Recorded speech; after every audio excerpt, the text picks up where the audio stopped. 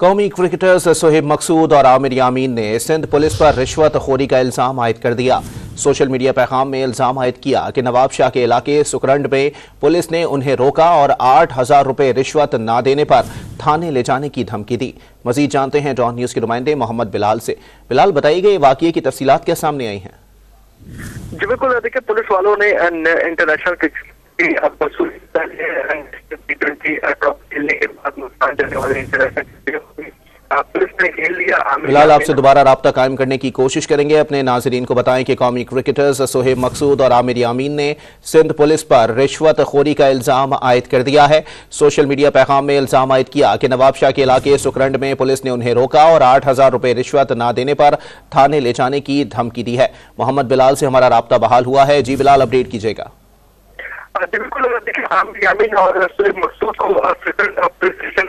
में रोका गया था। 8,000 रुपए दोगे तभी जाने देंगे वरना थाने चलो।